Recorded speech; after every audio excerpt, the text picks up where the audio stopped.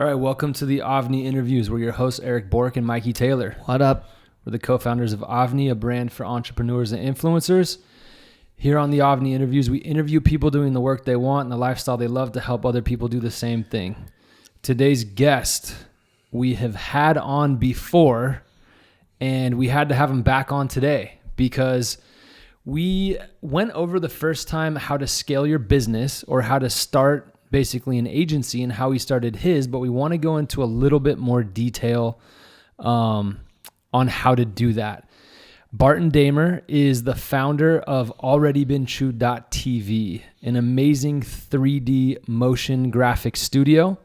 They've done work for clients like Nike, G-Shock, Tiffany & Co., some huge brands, and they do amazing 3D motion work. So we're going to have Barton back on today, but before I cue Barton up, we're going to go over pricing today, and we're going to provide a PDF for anybody that wants to remember these numbers. You can go to avnidigital.com/prices to download that PDF if you want to reference the numbers that we're talking about today. And of course, check out, Barton's stuff at AlreadyBeenChewed.tv. So Barton, thanks for being back on. We appreciate it. Yeah, thank you guys for having me back on. Awesome, man. So we got a really good response last time. And the funny thing is, I swear your name has probably come up in your story, and I think 6 or 7 of our other podcasts. It just keeps coming up because of how you did it. That's awesome. And I'm going to if you haven't watched Barton's first episode, I can't remember the number, but go back on our YouTube page, our iTunes, and just check it out. Really cool story. And I'm just going to throw out there that the way Barton did it was a one-man show, and then brought on another employee in his house, and then moved to an office, and now today runs a large agency with, how many people are you? There's 9 of us. 9 of them. So let's jump in. Let's talk about scaling now, Barton. For creatives out there that are one-person shows, where do they start? Yeah. Well, I think before you can scale, you have to make sure you're making enough money for yourself, right? Yeah. And then beyond making enough money for yourself, you have to have profit. Right. So one of the things that you need to figure out is, how much money do I need to make for myself? And then how much can I start making to be able to invest back into my company? Right. Do you want to go through kind of like the ways that somebody could try to figure that out? Or do you want to jump right into that? Let's go through that. Okay. What are you going to say, Mikey? I was going to say it's interesting because I think a lot of people starting off feel like they desperately need people to come on to make more money. Yes. But they don't have money coming in yet to pay people to come on. Yes. And at least for everything I've experienced, it's a delicate balance to know if you should take somebody on and suffer some of the money for yourself with the intention that you'll get to a point of being able to make more money. Yeah. Because you can only do so much as one person, right? Yeah. And I know this is specific to the field you're in, but I think you did it the kind of textbook way of exactly how it should be done, which I think is amazing. Well, thanks. So what would you say to like the kid who's like, yeah, but I don't make enough yet. Sure. I'm one guy, I don't make enough yet, and I feel like I'm maxed out. Yeah. Well, I think we're in the VC generation of starting businesses. Sure. So people are used to a great idea, raising money, and then starting with 10 people on staff from day one. Yep. So it's probably maybe a little less heard of to be a one-man show and then continue to grow. And for some people, that might be less desirable. It might be more fun to go out and... We're all impatient. Right? Let's pound on that point for 1 second. When you say we're in the VC model or generation, I feel like that model has kind of started to shift. Are you saying that our age is in that generation? Because there's people now that are basically taking their one-man show business and making a lot of money. Yeah. So when you say that, we're in the generation, do you feel like that's changing now? I just say it from kind of the I guess perspective of a lot of the businesses that you see are started with a group of people and a lot of money backing them. We're used to seeing that. Yeah. And then they're, to a certain degree, you're not as as hungry or driven because you've got a cushion, to fall back on. Yeah. And there are business models that might require 2 or 3 people or more to even get up off of the ground. Totally. But obviously, anytime you're starting a business, what's the saying that an entrepreneur will work 100 hours for himself so that he doesn't have to work 40 hours for somebody else. Yeah. Mm-hmm. Like that's what you're doing. So you're going to wear multiple hats. So at one point I was the best salesperson at ABC. I was the best artist at ABC. I was the best, emailer, and you know what I mean? Like every single role at one point. But that's different. As we've grown, I'm no longer the best at a lot of the things at our company. I've got really great people that are working with me. Yeah. So when you start out, be prepared to do it all. Yeah. So while being an artist was my passion, I quickly realized that I was going to be writing contracts on the phone, talking to clients about revisions, getting yelled at for charging them for going out of scope of work. And then I would have to be creative after everybody went to bed at night, So that's part of the gig. Yeah. Unless you are in a situation where you can just start with a staff that you need and run from there. Yeah. I think that is the trend of like, how big of a round did you just fund? Yeah. Or raise? Yeah. You know? So back to you getting started. Yes. Let's actually, we already covered that last time. How? Mm-hmm. So let's speak to people who are getting started. Yeah. The main, nobody wants to be stuck. Yep. And I can't tell you how many times what you and Mikey were just describing, I've seen that. It's like, I'm making 150 grand and I'm living a certain lifestyle. I'm not talking about me. I've seen this. I'm making this much money. I'm living a certain lifestyle and I can't relinquish that money because I'm not willing to take the risk to scale. And to me, that's always a painful process. Yeah. Because it's kind of like this, as described in the E-Myth, it's like it never really fully takes off. So speaking to people that are trying to take off. Yes. What are the first steps? Figure out what you're going to charge, right? Okay. So you want to talk through that? Yeah. How do we do that? Because I think that's one of the hardest things is like when you're providing a service versus like, developing a business strategy where there's a product involved. When you're providing a service, you just don't know how much to charge or how much it's worth. And so the first step I would say in figuring out how much to charge is figure out what are your bills, right? Yeah. So just for the sake of math, and I'm going to pull this up on my screen so that the math is already done for me. But for the sake of math, let's just say all of your bills cost you $100 grand a year. And we're talking your bills, meaning your taxes your are paid. Your personal bills, your car, your electric, your insurances, if you've got kids, wife, whatever. Let's just say that your bills, you need $100,000 a year so that nothing gets repoed. So let's just start with that. Some people need a lot less than that. Some people need a lot more than that. Yeah.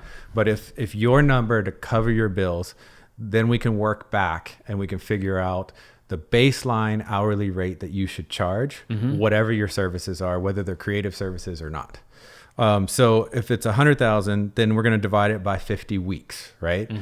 50 weeks means you're going to get 2 weeks of vacation, but you're working all the other weeks. So if you divide 100 grand by 50 weeks, that means you need $2,000 a week.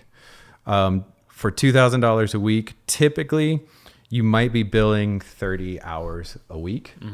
So now if you do the math on that, your hourly rate is $66 an hour.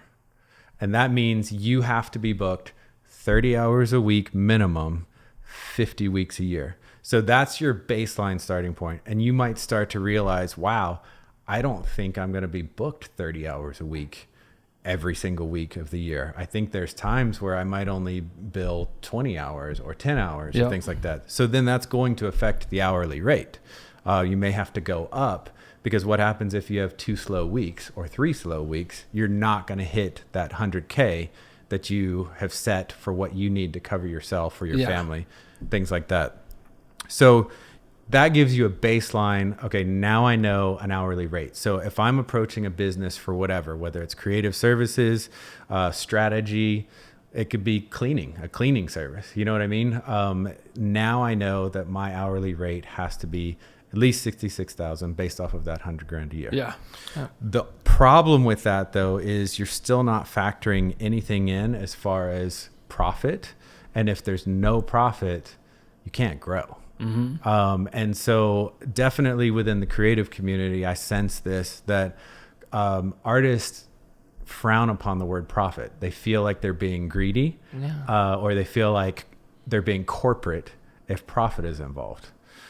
So you do have to plan for profit. And at the very beginning of starting a business like this, there might not be much profit, to be honest, because you've got to find the balance of, is it worth this? Can I charge this? So let's just say at the end of all your bills, you're paying for a Ferrari and a house in Beverly Hills, and your hourly rate needs to be $300 an hour. Is anybody willing to pay you that? So you've got to figure that out as well. So just because you do this math and this calculator doesn't necessarily mean that the business is out there that will pay you for that. And we kind of talked about this before the show. From a creative standpoint, you know, I have the ability to draw portraits, right?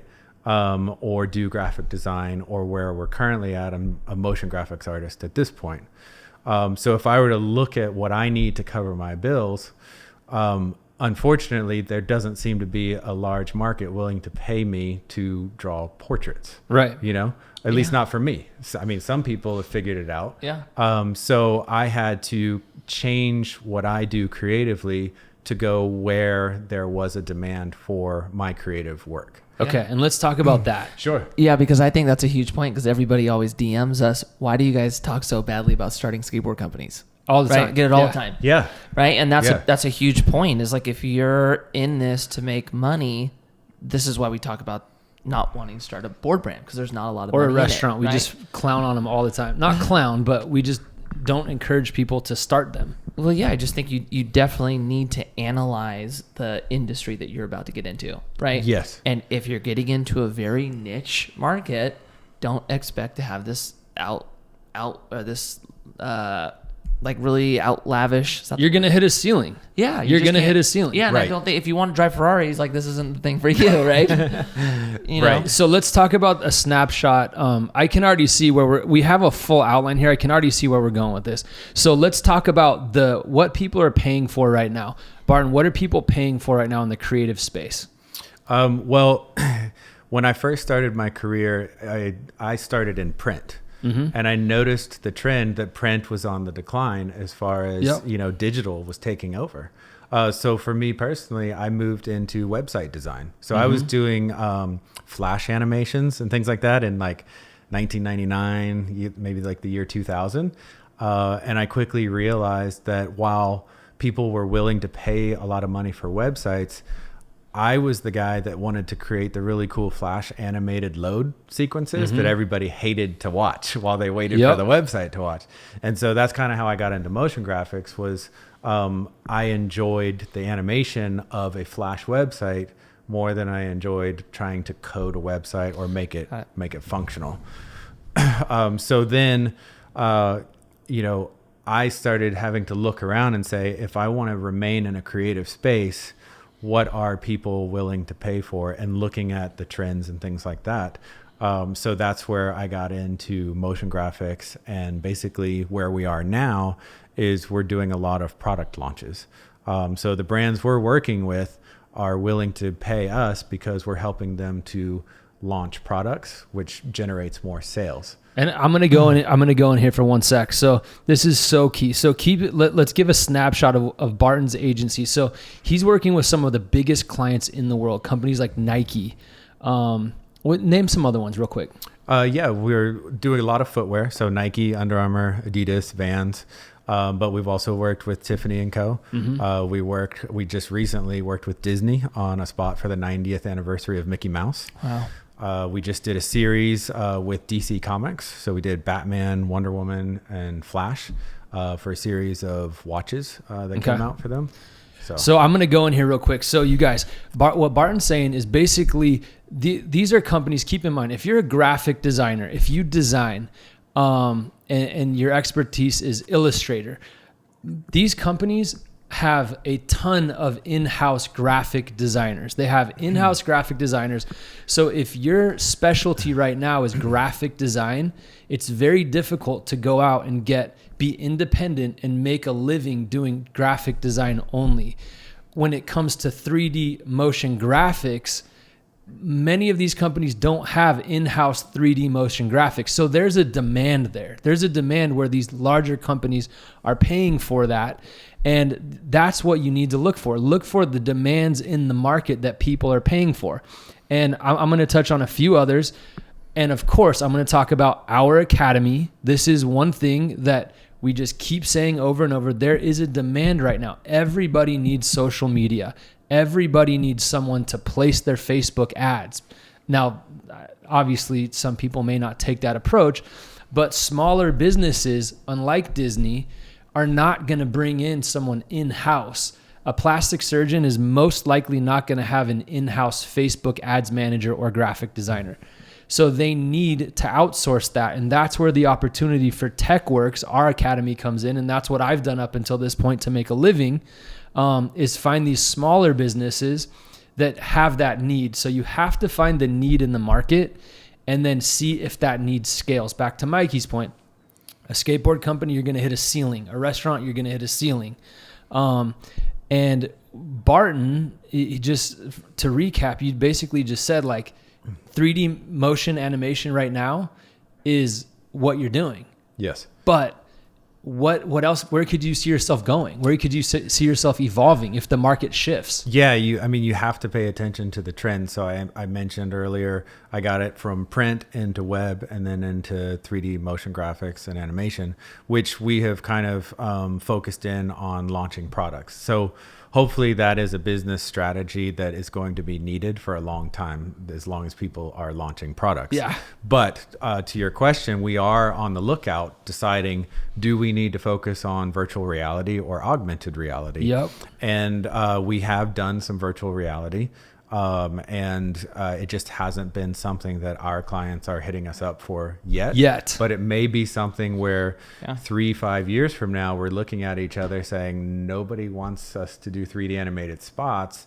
They all want augmented reality now. And so you have to be able to shift and change with the demands of the market. I think that's such a good point. I think a lot of people think that what they're doing, and if it's successful at the moment, it's going to be successful forever. Yes. And no one wants to look at okay, this might end. What am I going to plan for? How am I going to move? I think that's an incredible point. Yeah, nothing fails like past success is the saying, and evolve or die. So, but what you're doing is very specialized and very in demand for these high-end product launches. So, okay, let's keep going here and let's talk about we're talking about people scaling from one-man shows to hiring employees and scaling their business. Break down what the rule of thirds is. Sure. So the rule of thirds is essentially a very easy way for you to think about how you should be charging and budgeting within your company. Now, if you can operate at a larger profit margin than a third, that would be fantastic. But in general, the simplest way for me to explain this is a third of your budget is going to have to go to the actual production of the piece.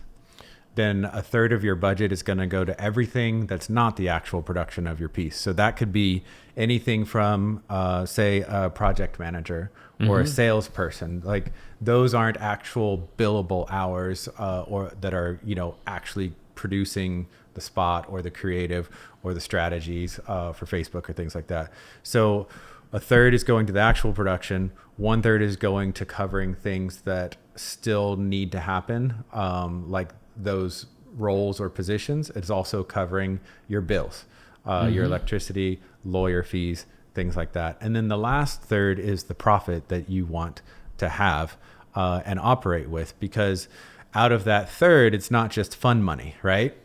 Because if you operate in this rule of thirds, now that last third is going to purchase you new computer equipment.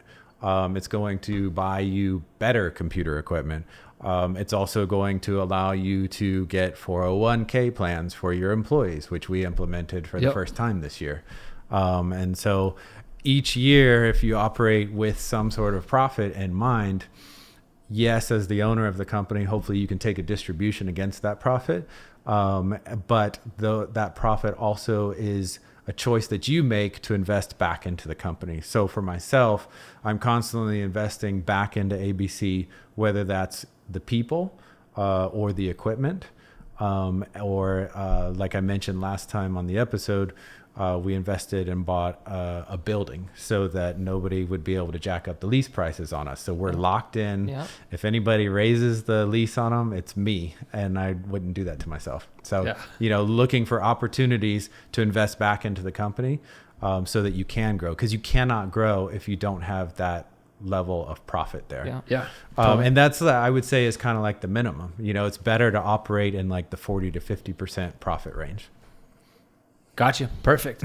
Okay. So that's the rule you want to live by. So just to kind of break it down, if you're a one-man show and your bills are $50,000, you need to basically be making 150 and put 50 towards the company. Yes. Is the basic, that's very broad, but that's the basic rundown of the rule of thirds. Okay. So now let's talk about, I want to touch on this right now. Let's talk about line item pricing and value-based pricing. Yes. Okay. So value-based pricing is where I prefer to be with our company, because we like to... Can you explain the difference of the two for the listener? Yeah. So essentially, you're trying to create something that's in enough of a demand, or you're that good at it, or you're an expert at it, that the clients are willing to either pay a premium or put a value on what you do versus your competitor. Mm-hmm. So with ABC, I believe our competitive advantage is the way we're going to approach your product or your project. Like in the name itself, already been chewed, we approach our clients and we say, okay, what's already been done, because we want to do something different. So the value there is knowing what a client is willing to pay for something, versus line item pricing is, okay, I'm going to have 2 designers on it, a project manager, a salesperson, a creative director, and their day rates are this, and this, and they're going to be on the project for 3 weeks. If I add that up, that equals $25,000, and then I'll build in a little bit of profit for margin. That would be line item pricing versus value pricing. Mm-hmm. The reason I prefer to be in the value pricing is because with line item, you're pretty much stuck right there. Like, what you're going to have to pay out, and you only have the potential to make the profit that you're marking up and showing the client. The problem with that is, what if I tell the client, this is going to take 20 days, I need 5 people on the project for 20 days, and here's my 30% markup. Well, what happens when it goes to 30 days? Now am I going back to the client and getting more money from them? What if it took 30 days because of internal inefficiencies? Maybe our staff just wasn't hitting the mark, creative block, took longer than we expected. And then the reverse of that is, what if it only takes us 5 days? Should we be punished because we launched your project as a global campaign, and because we were able to do it quickly, we're going to get punished for that? Yep. Then if I tell you it's going to take 20 days and you approved 20 days for 5 people to be on it, should we just slow down now and take 20 days? Because so value pricing would take all that awkwardness out of it and say, okay, we all agree that this project is worth $100,000. From here on out, I don't care if it takes me 6 weeks or 6 days, you're not going to get charged more than that, because here's the value of it. Yeah. Yep. And I want and you're describing it on a high level. I want to bring it back and really quickly kind of describe it on a getting started level. So our first client, at the time it was my first client a long time ago, they had someone doing their social media, right? Mm-hmm. And the person was doing a good job. They're charging him, I think, like whatever, $15 an hour. So they were paying him literally almost nothing, right? Mm-hmm. But they were just like, it's not like there was this like constant back and forth between, is this worth it? Is it not? And they were like, well, do you want to do it? And I said, yeah, $2,500. I'll give you $5,000 worth of value. And I didn't realize it, but I was figuring out back then what you're describing just on a smaller level. $2,500. And you think about it and it sounds like, well, that's so much more than the like $400 they were paying that person. Mm-hmm. But someone said this the other day and it like almost made me laugh because it like I figured it out. People hate when you're stingy. Mm-hmm. It's just a principle. When someone's like, oh, give me that dollar back. People just look at that and it just bugs them, right? Yes. So when they look at paying $2,500 versus looking at paying $400 and nickeling and diming and houring and marking and headache, they're just like, I'll just pay. Yes. And they're glad to do it, right? Yeah, because what happens is they have a certain budget and they have to go get it approved. So if you all agree, hey, this is going to be $5,000. If they have to go back and ask for $500 in overages, that's like they're just like, that's annoying. It makes them look bad. Yeah. So it's just an annoyance. They want you to protect yourself and them. You know what I mean? So that they only have to go one time and get it approved by the CFO or whoever has to approve it. Yeah. And then if they have to go back and get 2 hours of work approved, it's like, really? It just kind of drains everybody. Yep. And it's just such a solid principle, value-based pricing. So that, Barton, it's so cool to hear you're doing that on such a high level now. And for people who haven't watched the first episode, Barton started in skateboarding. He was making video animations for like skateboard companies for like a couple $100 or something, right? Or for free for a long time. For product. He was exchanging it for products. So I used to tease with my friends. I was getting more boards per month than they were, and they were the sponsored ones. They were sponsored. And like you could take it from any company you wanted. So that's how Barton started out. And this is where he is today with his agency. So we went over the rule of thirds. We talked about value-based pricing. Now let's talk about the obstacles when you start to scale. What do you think are the things that are difficult when people are just getting started? What holds them back? You talked about not being scared of profit. What else? It's always super scary to bring somebody else on. I'm in the process now of hiring another person. So that'll make us 10 people. And it's a slow process for me. Like, I don't want to mess with somebody's family by bringing them on and then having to lay them off 6 months or a year later. So that's always super scary. And it's always a huge step of faith to bring somebody on. Because there's so many times when ABC was just 2 people, 3 people, even 4 people, where it was like, do we have to have another person? No, we could do business fine. And we don't have to have this new person. But then when we brought that new person on a year later, we're looking back and saying, how did we ever do it without that person? Yeah. And that's kind of where we are right now too. Whereas it's like, do we have to have one more person on staff? No. But when we added the 8th person, we looked back and we're like, wow, what did we even do before that person was on here? So a big challenge, I think, is complacency or just being scared to grow. Yeah. Because it's so much easier to just say, like, I'm not bringing somebody on, and just kind of, I guess, being okay with where you are at the size that you are, because it's risky. It's risky to bring somebody on, but with reward comes risk. How do you handle delegation? Are you good at it? Do you have the challenge of micromanaging? I hope, and I would think that I'm good at it. And the reason I say that is because I definitely like to empower the guys to do what they are good at. And I'm definitely not the type of artist that feels like I have to put my fingerprints on this thing. So I'm going to change it just so that I know that I did something here. So in that sense, I definitely want to make sure that we're giving the client what they promised, or that it has a certain vibe that ABC is known for, or quality. But I want to give our team enough direction that they can then be creative and take that direction to a level that a lot of times I wasn't even expecting it to go to.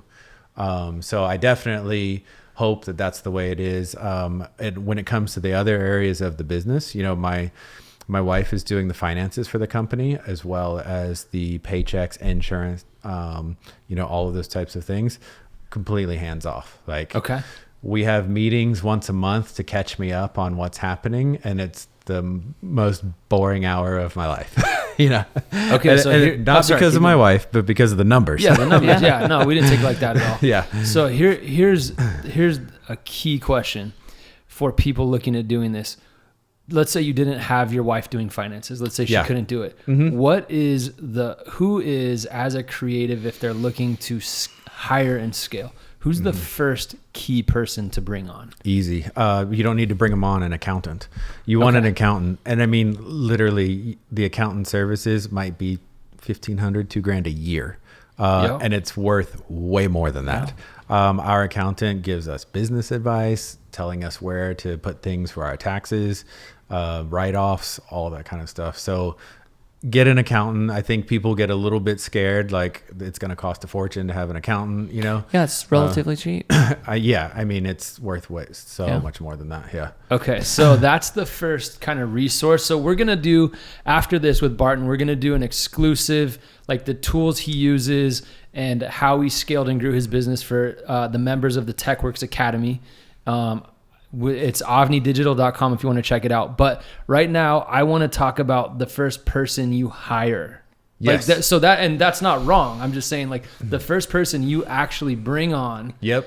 Is it replacing yourself? Is it somewhat a business manager for creatives that want to grow an agency and scale? Who's the first person they look at bringing on? So as an employee. Yeah. So for me, what I started to realize is that because of my background and having worked 14 years for different studios and doing graphic design and web design and things like that, I never viewed myself as a freelancer.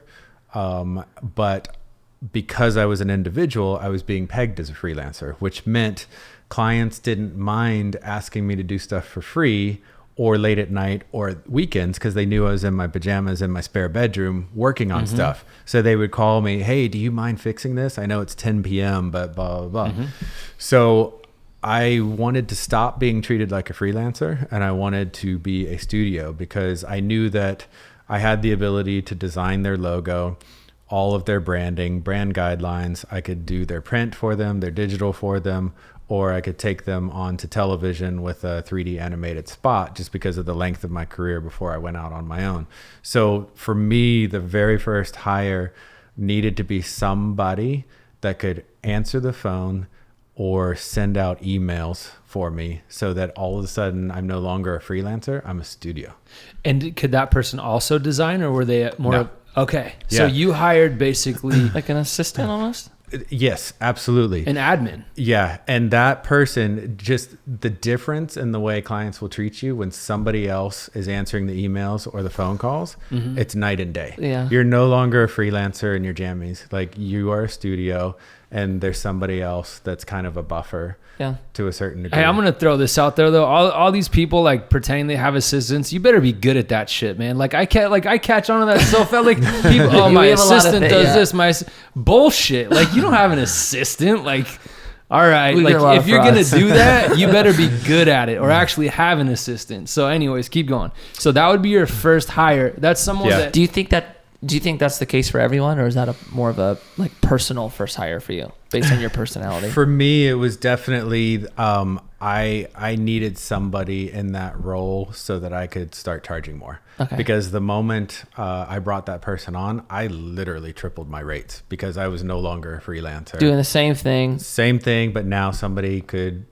hit send on an email. Got it. Yeah. Interesting. Yeah. So that was worth everything. So that drove your value pricing up. Yes. Okay. Yeah. Love it. So that right there, bringing on an admin, if someone's killing it as creative, is worth spending money on, so that you can jack your rates up, because then you're then viewed as a studio.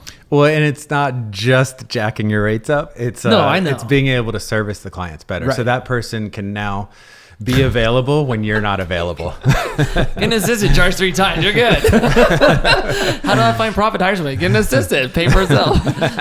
Your prices just went up. All right. Yeah. So, so if I'm on the box being creative and in the zone, I might not answer someone's email till the next day, or I'm not available at all. And so that person was able to at least keep the client informed, like, hey, thanks for your email. I'll talk with Barton and we'll get back to you as soon as possible. It'll likely be in the morning unless this is an emergency. And just being able to keep the client informed and things like that, it goes a long way. Okay.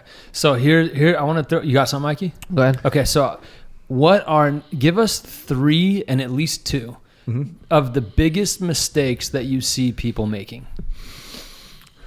Partnering if you don't have to. Thank you. Like that's such a good so point. rad you said that. That's such a good first point. Sorry. I was not expecting that, but that is. I wasn't either. I was not expecting that either. Yeah. Go into detail. Okay, so let me preface it. Partnerships can be fantastic. I'm not downing partnerships, but I also know that as a creative person, I wrestled with that for the first 7 years of 8.5 years of doing ABC. I constantly told my wife, hey, I really feel like I need like this type of a person to partner with me, or this type of a person. And I was always wanting and looking for opportunities to partner with somebody. And thankfully, none of those really panned out. And the reason I say that is because I'm 100% owner now. Whereas if I had partnered with 1 or 2 people, at the beginning, it was really scary, and I felt like I needed partners and I had to have partners. And so I wanted partners, which is weird, because, to think back that now I've done it as a 100% owner. At that time, it was definitely the temptation and kind of an anxiety of like, man, I just feel like I need partners in order to do this. But what I see happening a lot is, 3 people will get together and now they'll form a studio, rather than freelance and kind of grow the demand. The issue that scares me about that, and has always scared me about that, is I wasn't sure if I could provide for myself and my family. Yep. And so how then bringing in 2 partners at the beginning of this, now we need to provide for 3 families. And that just didn't make sense to me. I needed to provide for 1 family first before I could figure out if otherwise 3 of us are hoping we can split what I would have made by myself at one point. I had the same exact conversation like a couple of weeks ago with one of the members of our academy. And I was like, this is why, when things go wrong and you have to pay your bills, and there's 3 people, let's say, in the scenario you're playing out, you have to pay your own bills. But if you have it set up so you have to split that money, and those 2 people are comfortable and aren't doing any work, and you go out and you kill it and do all the work so you can feed your own family, and then you have to give the money away and they're not doing anything, that's not going to sit right with you. That's true, but I think that's just a bad partnership, as opposed to what I think Barton was talking about is dealing with dilution of equity, right? You owning 100% as opposed to 33. Yeah. Well, right? it goes no, both ways. I think it's both parts, because you're right though. Because the only reason it's interesting is because I always do something with partners. Yeah, I was going there next. I've never done it by myself, and it's just interesting hearing you say that, because I agree with you of the standpoint that if you can do it yourself and retain 100% of the company, do it. Yes. Without a doubt, if that's an option, absolutely take that. Yes. Right? I think for the things that I've picked to do, I've always felt like I need a team to accomplish what we're setting out to do. Absolutely. Right? But I think that's a totally valid and different point than what I was making, though. As a starting creative, don't bring on the same person as yourself. No, and form a partnership. 100%. 100%. Yeah, and I agree with you, which is why I kind of prefaced that I think partnerships are great. I think that's at another level of business. Yeah. In other words, like, you are partnering, or there are groups of people partnering that from the get-go are launching something massive. Yeah. And you absolutely need partnerships for that. And we're literally sitting here in a business partnership. Yeah. Like with AVNI, me and Well, Mikey I think are in a AVNI is business. actually a good example of that, right? Because AVNI we didn't raise money for. We have no equity partners really. Yeah. It's 2 of us, which originally we talked about not. It originally was possibly just we were be both Eric and just doing could be our own me thing, doing yeah. separate things. Yes. Right. Yeah. And we talked about that for a long time for months. If it was good to do it together, what that meant. Now we're talking about splitting it in half. Now I think the hardest thing for me is when you partner with somebody that's like you or is creative or any type of visionary. Yeah. That's where I think it's the biggest struggle, because for me, I'm not an ops person. Yes. Right. Yep. So I know that I need an ops person around me. Yep. Right.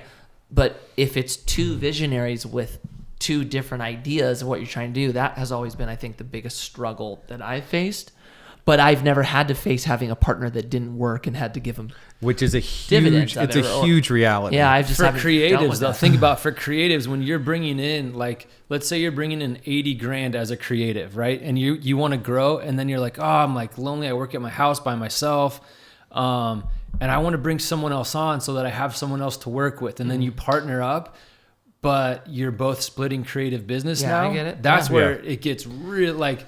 And I've had friends that it dissolved because of that. Because they were like, I cannot continue to work and give away money for someone else doing nothing. Yeah. And so that's kind of what I was, to your point, you were saying, like, don't partner if you don't have to as a creative. Yeah. I agree with you beyond a creative. Yeah. If you don't have to partner, don't. Yeah. I think if you can do it by yourself, do it by yourself. But I would say, like right now where I am in my career, if I were to start another business outside of ABC, it would be with partners. Yeah. Oh, you would? Yeah, because I don't have the time to do wait it by I don't have the time to be the best salesperson, the best, like, I think that's a great point. Like, Why don't you talk about that? When you're going to do it yourself, how much more patient you have to be, because the road is a lot longer. Yeah. So in order to save money and actually build something, at one point, you're going to be the best at everything in your company to a certain degree.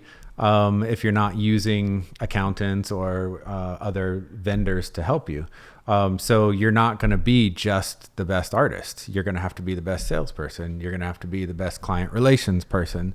And so those are a lot of hats to wear that would drive most people crazy. Yeah. So that's why I say if I were to start another business right now, I would look to partner with people so you could fast track it, who have already been successful in other businesses, and together we're going to launch something else that we can designate and focus on only what we're good at. Yeah. But I think in what we're referring to, at least in my situation, or some of the listeners might be, hey, I'm at a job that doesn't pay me enough, but I want to launch out on my own, and I've never done this before.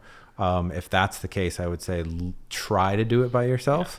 Yeah, but if you are going to partner with people that are bringing something to the table that you cannot bring yourself. Example would be someone who's really good at what they do, but they know that they're terrible at the client relation and sales.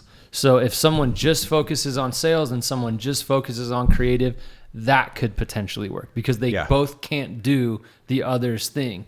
And to your point, I mean, I remember sitting there for like a year in my bedroom figuring out how to build websites and membership sites, right? Yeah. So in that case, I wanted it all to myself. And before me and Mikey partnered, I was like, I'm not partnering with anybody. I know how to build all this shit on my own. Yeah. Like, I want to make all the money. But then me and Mikey were both doing our thing, and it's like, look at Mikey's reach. And also, I like working with Mikey. He's also working on Commune. So your partnership has to make sense. I think to sum it up, and then you tell me your summary, and Mikey, you too, don't partner with someone that you don't need, that doesn't bring some value to the table that you can't fulfill. That would be kind of my take on it. Right. Yep. Yeah, because otherwise you're just trying to provide for 2, 3, or 4 of you. Yeah. And that makes it a lot harder than providing for one of you. And I like what you were saying, like, don't get a partner because it's scary to go off and do something by yourself. It's so scary. Right? Don't get a partner to feel like you have a buddy to get through it. Bad idea, right? Yeah, you have a buddy to drag you into debt. Yeah. And pay while you work. Yeah. I agree. Okay, so that was a great one. Gosh, that caught me so off guard. I'm so glad you said that, though. I think that's a great point. I really do. Point. Yeah. What's another mistake? Let's just do 2. Rephrase the question for me so I can get back into that. When scaling, when getting started, what are the biggest mistakes that you see people doing that stop them from scaling? Buying the house or the car. That was on our last podcast. So Yeah. true. Tell us about it. It's fantastic because my wife is very frugal. So I always want to move. Every year I say to her, can we move? Like, can we move? And I check the market and I find houses that I want to move to. And thankfully she's the frugal one that says, no, I'm staying right here. I love this house. See, Barton just wants to buy buildings like Mikey, huh? He's already bought one. Barton does. We talk about this. Just Barton like Mikey. does, yeah. All right, keep going. Sorry. Yeah. So my wife definitely keeps me in check because I've had another friend that launched out on his own. He was freelancing at the time, and he did very well in his first couple of years. He went out and bought a much bigger house. He's still doing great. He still owns the house. No issues there. But when it came time for us to sign a lease on a new place, we didn't go and buy the new bigger house just because we could. So that allowed us to sign a lease and now take on basically 2 mortgage payments rather than one big mortgage payment. And now we can't afford to grow the business. Yeah. So it's always been for us focused on keeping things very tight and frugal within our personal expenses so that we can invest back into the company, which allowed us to do the very like smart thing of buying a building so that we don't have to lease anymore. Yeah. But we could not have gone out and buy a building had we gone and purchased the house that I wanted to buy. Yeah. Yeah. I think that's a great point. I actually completely believe in that. Your wife might get along on that point. Love it. Okay, so go ahead. Do you think there's any issue with people growing too fast? Yeah, always. Yeah, I mean, quality control if you grow too fast. I think, at least in our industry, what can happen is you go out and you land, say, like some large contract for Samsung or something. And next thing you know, you have $1 million worth of spinning phone videos that you have to fulfill. And then you have to run out and find 8 to 10 motion graphics artists that don't mind spending cell phones for the next few years while you fulfill that contract. Yeah. For better or worse, we've never really been in that position. We don't have any big long-term contracts. Got it. We're project based, but and do you pick a project based on what your studio at the moment can handle? Yes. Yeah. So you won't take anything bigger than what you guys can do? I mean, we are doing everything in-house. And then occasionally we are freelancing out things that we either don't do, but are part of the project. So for instance, if we were doing a full rebrand for a company and they wanted a website, I could build their website, but at this point I'm not going to. I'm going to find a web developer because we don't have any web developers in our company. Yeah. But if somebody said, will you build us a website? The answer would be no. But if it was part of a much larger branding and we were doing everything for them, and it was just the website, like we would still design the website. We would just need to hire out a developer to do the website. Got it. Okay. Yeah. So what are your scope of services currently? I know you kind of just touched on this, but 3D motion animation, what's your full scope of services? And do you stick within a very limited amount of services intentionally, or do you plan on growing outside of it? Yeah, I mean, our focus is design, motion graphics, and 3D animation. Graphic design? Yeah. Okay. So we can launch a company from nothing, like logo design, brand guidelines, everything. Okay. We even do print work still. We do catalogs for Malibu boats and Axis boats. And so typically it's all focused around the creative and developing the creative concepts. And like I mentioned before, it's in our name. We're looking to find out what's already been done, look at the industry that our clients are in and do something different for them. So it's all about the creative content for us. So the medium might change, but we want people to come to us because they know they're going to get a unique and fresh approach on how we would do things for them versus our competitors. So it doesn't matter if it's augmented reality, virtual reality, holograms. We've done holograms. At the end of the day, we're going to focus on the actual creative content. And if we need to, we'll partner with somebody to program the website or the virtual reality interaction, things like that. What other things have you intentionally stayed out of? Intentionally stayed out of, I would say, for me, I did not want to do certain types of projects with certain types of clients. And so that's a great one. We have stayed out of that. So for instance, clients that are just really demanding and really challenging to work with, we'll work with them and we'll do the best we can. But if I feel like it's wearing out myself or my team, we won't work with them anymore, because I feel very strongly that you have to take care of and protect your employees, because if you don't, you won't have employees to fulfill the contract anyway. So either way, you're losing the contract. You're either cracking a whip because you're scared to say no to the client, and then you're losing employees and you can't fulfill the contract, so you lose the contract. Or you're telling them no and pushing back to protect your employees, and you might not lose the contract. But at the end of the day, you want to protect your employees so that you can actually fulfill contracts for them. Yeah. And I don't know if you want to give any specifics. One example of that for, creatives just getting started, like with video, is weddings. Weddings are, for video, it's so much work. And you would have to charge at least, I think, $8,000, $10,000 for it to be worth it. Not many people have those types of budgets. But even when they do, you're dealing with someone, it's literally the most important event in their life. So expectations are so high. So when I was getting started doing videos, I just crossed it off. I was like, I'm not doing it. Yeah. And then later down the road, a friend of mine who owned a business said he wouldn't do it either. Because he's like, you have a very limited budget, right? With very high expectations. Yes. So he's just like, I just won't do it. Yep. And it's funny because Mikey's dad is actually a wedding photographer. Okay. Photography is a little bit different than video. Well, it's very different. It's different, but dude, the pressure, the expectations, it's so real. Yeah. Like he was like, dude, it's gnarly, man. Yeah. They're like tripping on you every weekend, tripping on you. It's bad. Limited budget, unlimited expectations. Yeah. So, and I think too, like for whatever reason, it might be changing, but it was easier to justify charging more for photography than video. I know that I know it's changing now, but especially back then. No, for sure. It was just more of a It's premium. just you have to have a wedding photographer at this point, Yeah, you have to. Okay, so cool. Did we miss anything? We're gonna dive in.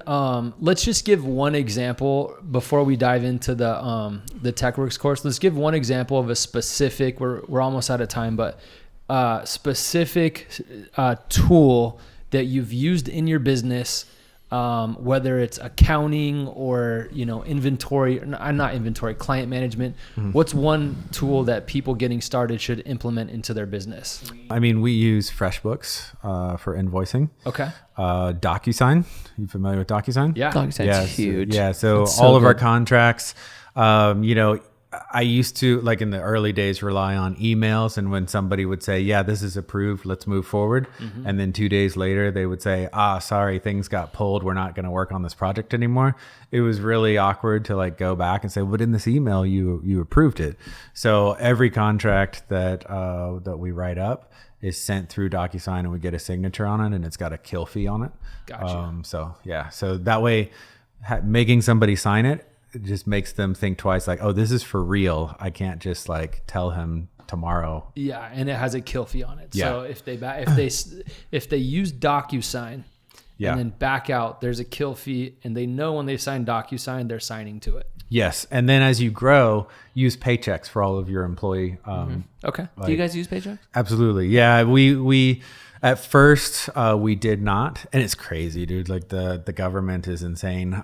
So employee taxes and things like that can be a bear. Paychecks takes care of all of that for you. We learned the hard way. It's we were literally off on our taxes by $300. Yeah. And I had the IRS calling me on family vacation, telling me they were going to put me in jail. Yeah.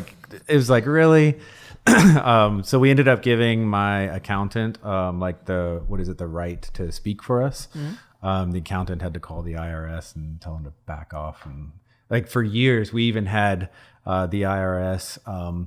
They sent us something stamped saying this is taken care of. And then for 3 years later, they would still come after us.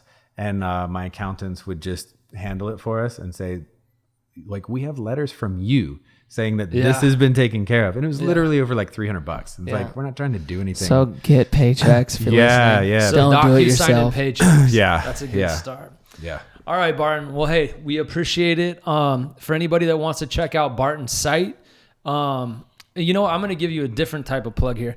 For any businesses that want to enhance your videos or just wow your customers a little more. Or launch a product. Or launch a product.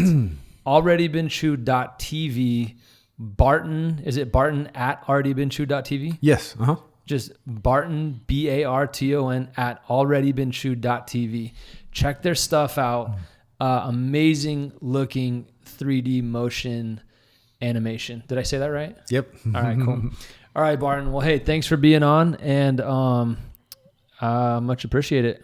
Yeah, thanks, guys. All right, cool. We're going to jump into our TechWorks Academy. I should plug that real quick. If anybody hasn't checked that out, avnidigital.com. We're going to be doing a private interview with Barton real quick on how he scales and grows his businesses and the tools that he uses.